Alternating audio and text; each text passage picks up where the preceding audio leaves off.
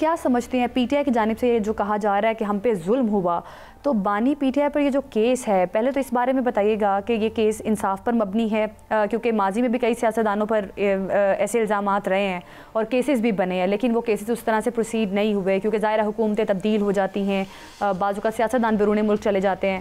تو یہ بانی پی ٹی آئی والے کیس پر ذرا روشنی ڈالیں کہ کیا آپ کے واقفان حال کہتے ہیں؟ بسم اللہ الرحمن الرحیم. زینب، پہلی بات تو یہ کہ ماضی میں اگر کسی پہ پراپر کیس نہیں بن سکا یا کیس چل نہیں سکا یا اس کو سزا نہیں سنائی سکی، تو کیا اس کی وجہ سے اس کو بنیاد بنا کے اب بھی کہا جائے کہ جی یہ ان کو نہیں ملی تو ان کو کیوں دی جا رہی؟ دیکھیں بے ایمانی جو بھی کرے، اگر کوئی توشہ سے چیز لے کے بیچ دیتا ہے اور اس طرح سے ملک کو بدنام بھی کرواتا ہے تو اس کو سزا تو ملنی چاہیے. اب یہ الگ ایک نئی بحث ہے کہ ہم ہر چیز کو سیاسی رنگ دیتے ہیں اور سیاسی طور پہ یہ فیصلہ کرنے کی کوشش کر دیتے ہیں. دیکھیں توشہ 2 کیس میں بانی پی ٹی آئی عمران خان اور بشرا بی بی کو 10 سال اور 7 سال ٹوٹل ملا کے 17 سال کی سزا سنائی گئی. اب chairman P T I barrister Gohar Khan نے اس پہ تبصرہ کیا اور وہ یہ کہتے ہیں کہ یہ جو معاملہ ہے آج انصاف کا قتل ہوا جی. تو بات یہ ہے کہ جی اگر آپ یہ سمجھتے ہیں کہ انصاف کا قتل ہوا ہے تو ٹھیک ہے، جو اس وقت فضا بنی ہوئی ہے اس میں بہت سارے پی ٹی آئی کے اعتراض ہیں، بہت سارے غیر جانبدار جو تجزیہ کار ہیں وہ بھی یہ مانتے ہیں کہ پی ٹی آئی کے ساتھ عمران خان صاحب کے ساتھ اگر کسی کیس میں کوئی زیادتی ہو رہی ہے تو اس کا یہ مطلب نہیں ہے کہ ہم یہ کہنا شروع کر دیں کہ ہر کیس میں زیادتی ہو رہی ہے. اس میں ہمارا المیہ یہ ہے کہ ہمارے ہاں سیاسی بنیادوں پہ جو چیزیں ہوتی ہیں اور انصاف کو سیاست کے ساتھ جس طرح سے مکس کر دیا جاتا ہے تو اس سے یہ شکوک پیدا ہوتے ہیں. اب توشہ خانہ 2 کیس میں فیصلہ آ گیا ہے، تو اب یہ جو ٹائم لائن ہے یہ کتنی امپورٹنٹ ہے؟ اور اگر ہم ماضی کی بات کریں گے تو ماضی میں بھی توشہ خانہ کے حوالے سے آصف علی زرداری، نواز شریف اور مختلف سیاستدانوں پر کیسز بنے، لیکن یہ احتساب کا عمل جو پاکستان تحریک انصاف سے شروع ہوا ہے، اس کو اب آگے کس طرح سے لے کر چلا جائے گا، کیا پروسیڈنگز ہوں گی اور کیا معاملات آگے ہوں گے، اس پر بات کریں گے. ڈاکٹر بابر اعوان سابق وفاقی وزیر قانون ہمارے ساتھ موجود ہیں. ڈاکٹر بابر اعوان صاحب، بہت شکریہ آپ کے وقت کا. کس طرح سے دیکھ رہے ہیں آپ آج کے فیصلے کو؟ 17 سال قید کی سزا سنائی گئی ہے اور یہ بھی عدالتی فیصلے میں کہا گیا ہے کہ عمر کی وجہ سے سزائیں کم دی گئی ہیں. کس طرح سے دیکھ رہے ہیں آپ اس فیصلے پر، کیا تبصرہ کریں گے؟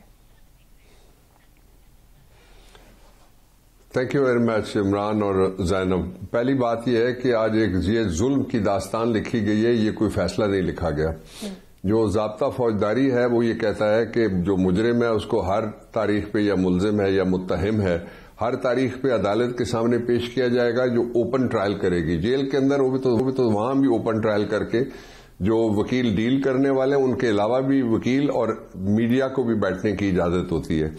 یہ عجیب قسم کا، اس میں تو شاعر نے کہا ہوا ہے اور وہ 60s میں کہا تھا کہ یہ منصف بھی تو قیدی ہیں، ہمیں انصاف کیا دیں گے، لکھا تھا ان کے چہرے پر ہمیں جو فیصلہ دیں گے. پھر یہ کہ ایک خاص مینٹیلٹی ہے جو پرسیکیوشن کر رہی ہے. میں ذرا توشہ خانہ پہ آنے سے پہلے آپ کو بتانا چاہتا ہوں کہ پنجاب میں صرف 178 کیسز عمران خان کے خلاف ایسے درج کیے گئے ہیں جن کے اندر ان کی ایما پہ ان کی ایما پہ وہ بندہ جیل میں بیٹھا ہوا ہے اور اس تک چڑیا بھی نہیں پہنچ سکتی، ہوا تازہ نہیں جانے دیتے، پانی تازہ نہیں جانے دیتے اس تک، اور بیٹوں سے بات نہیں کراتے، اور وہ کہ جی ان کی ماں پہ یہ سارا جلوس نکل آیا اور جلسہ ہو گیا اور نعرہ ہو گیا اور کسی نے پتھر پھینک دیا.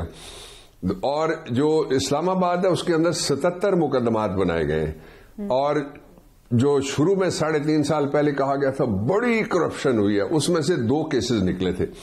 ایک کیس تھا جو توشہ خانہ 1، اس کے اندر ایک گھڑی کا پروپیگنڈا کیا گیا اور اس کو سیاسی میدان میں گھڑیال بنا کے فیصل آباد کے گھنٹہ گھر چوک میں لٹکا کے اس کو اتنا پیٹا گیا کہ اس کے اوپر اربوں روپے اس کی پبلسٹی کے اوپر لگا دیے گئے. لیکن جب اس کی اسکروٹنی ہوئی کینگرو کورٹ کے فیصلے کے بعد، اسلام آباد ہائی کورٹ کی اسکروٹنی جو تھی، اس اسکروٹنی کے اندر وہ ہوا میں اڑ گیا مقدمہ.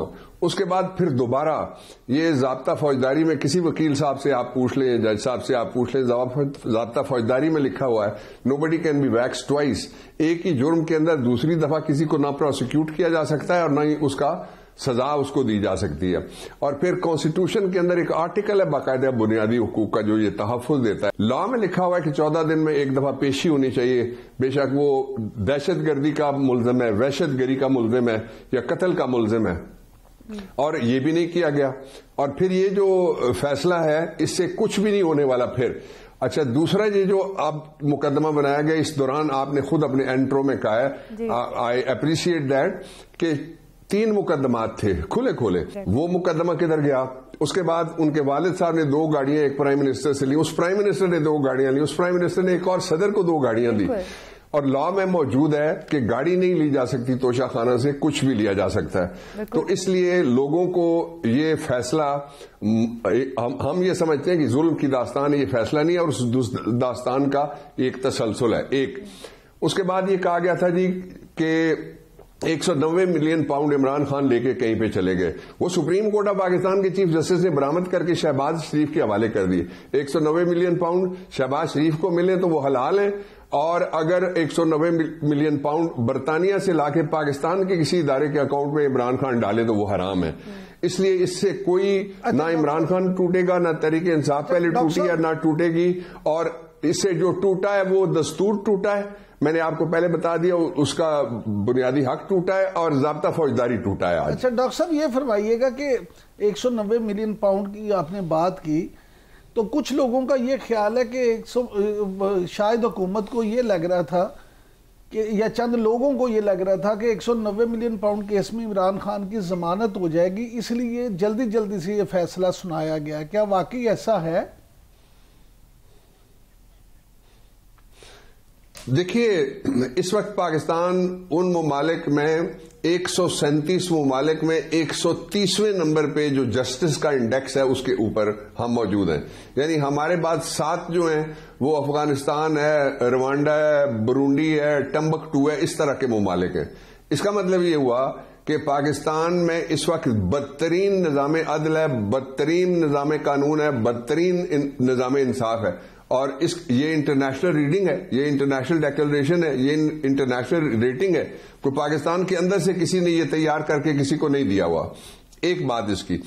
اس کا جو دوسرا پہلو ہے وہ یہ ہے کہ اس سے پہلے بھی جتنے مقدمات بنائے گئے عمران خان کے اوپر, عمر ایوب خان بھی ہیں, باقی جو لوگ جیل کے اندر ہیں ان کے نام بھی لیے جا سکتے ہیں, شبلی کے اوپر بھی بنائے گئے, وہ سارے مقدمات ایسے ہیں جن میں کوئی مقدمہ بھی اگر ایک آزاد جج بھی بیٹھ کے سنے گا تو وہ اس میں سزا نہیں دی جا سکتی. بلکہ جو 2 قوانین ایسے ہیں جن میں جو ناقص تفتیش کرے گا, غلط مقدمہ بنائے گا, اور 182 ایک دفعہ ہے جس کے نیچے دادرات پاکستان میں بھی سزا دی جا سکتی ہے. ان مقدمات کے بنانے والے سارے تفتیشیوں کو وہ وقت آئے گا جب ایک دفعہ کٹہرے میں کھڑا ہو کے سزائیں بھگتنا پڑیں گی. سب یہ فرمائیے گا کہ وفاقی وزیر اطلاعات جو ہیں تارڑ صاحب, وہ یہ کہتے ہیں تارڑ صاحب, توشہ خانہ کیس 2 جو ہے اس کی سزا ملین پاؤنڈ کیس کی سزا ختم ہونے کے بعد شروع ہوگی. آپ ماشاءاللہ سے ایک ماہر قانون ہیں, یہ فرما دیں کہ قانون کیا کہتا ہے, سب سزائیں پیرلل چلتی ہیں یا ایک سزا ختم ہونے کے بعد دوسری سزا شروع ہوتی ہے؟ ایک تو عمران خان نے کہا تھا یہ زیادہ پڑھے لکھے نہیں ہیں, دوسرا یہ سیکھتے بھی نہیں ہیں. یہ سزائیں جتنی بھی ہوتی ہیں, 17 جس کو آپ نے کہا ہے جو میجر پورشن ہوتا ہے وہ 10 سال کی وہ سزا ہوئی ہے, باقی اس میں مرج ہو جاتی ہے, جو میکسیمم ہوتی ہے وہ کاٹنی پڑتی ہے. دوسرا یہ ہے کہ جو بھی سزائیں ہیں وہ جو ہی سزا اناؤنس ہوتی ہے وہ چلنا شروع ہو جاتی ہے. یعنی جس حکومت کے ترجمانوں کا یہ حال ہے اس حکومت کے دیوالیہ پن کا اور ثبوت میں آپ کے سامنے کیا لا کے رکھوں کہ ایک جب پہلا کیس ختم ہوگا, اس کی سزا جب ختم ہوگی, پھر یہ دوسری سزا ختم ہوگی. وہ عدالت اور تھی, یہ عدالت اور ہے. وہ جورسڈکشن نیب کے اندر تھی, یہ جورسڈکشن ایک اسپیشل جج سینٹرل کی ہے. اس جورسڈکشن کے اندر ایک اور اسپیشل لا تھا, اس جورسڈکشن کے اندر ایک اور اسپیشل لا ہے. ان لوگوں کو صرف 2 باتیں سمجھ آتی ہیں, کس طریقے سے اربوں روپے لگا کے میڈیا ٹرائل کیا جا سکتا ہے, اور میڈیا ٹرائل کے ذریعے سے کس طرح سے لوگوں کو بدنام کرنے کی ناکام کوشش کی جا سکتی ہے. دوسرا جو ان کو آتا ہے وہ آتا ہے یہ لیڈر نہیں ہے, یہ ڈیلر ویلر ہیں جی. ڈیلر ویلر اس طرح کی گفتگو کر سکتے ہیں, لیڈر یہ گفتگو نہیں کر سکتے. پاکستان تحریک انصاف کا ہو رہا ہے, کیا سمجھ فیصل وابڈا صاحب نے بھی کہا ہے کہ یہ ابتدا ہے, انتہا اور قیامت باقی ہے. 9 مئی کے شواہد اور گواہی کا انتظار کریں. تو کیا لگتا ہے اب پاکستان تحریک انصاف کے ساتھ مزید کیا ہونے والا ہے, کیونکہ یہ بھی کہا جاتا رہا کہ دسمبر میں کچھ بڑا ہونے والا ہے. تو اب کیا لگتا ہے آپ کو کہ مزید سزائیں ہوں گی اب آگے جا کے؟ دیکھیے مجھے تو جنوری کے بعد یہ حکومتیں نہیں نظر آ رہی مجھے بالکل بھی. میں سیدھی بات آپ کو کہنے لگا ہوں. نمبر 1. نمبر 2 یہ ہے کہ مجھے 2026 کے اندر عمران خان جیل میں بھی نہیں نظر آ رہے. اب یہ کہنا کہ مزید ظلم ہوگا یہ تو کوئی غنڈہ گردی اس کو آپ کہہ سکتے ہیں, اس کو نازی ازم آپ کہہ سکتے ہیں, اس کو فیشزم آپ کہہ سکتے ہیں. ڈاکٹر صاحب آپ نے بہت بڑی بات کر دی ہے. اگر جنوری کے بعد یہ حکومتیں نظر نہیں آ رہی تو پھر کیا ہوگا؟ کون سی حکومت ہوگی؟ کون اقتدار میں ہوگا؟ سر مجھے ذرا پہلے سوال کا جواب اگر آپ اجازت دیں تو جو پہلا سوال کیا گیا تھا اس کو میں ایڈریس کر دیتا ہوں. اب یہ ہے کہ کسی شخص کی طرف سے یہ کہنا کہ ابھی ظلم آپ نے دیکھا نہیں ہے. ہم تو ظلم دیکھ چکے ہیں. آپ کی باری آئے گی تو جیٹ سپیڈ سے یہ سارے جتنے بھی ہیں فارم 47 والے یہ ملک سے باہر بھاگنے کی کوشش کریں گے. اس دفعہ بھاگے گا کوئی نہیں انشاءاللہ.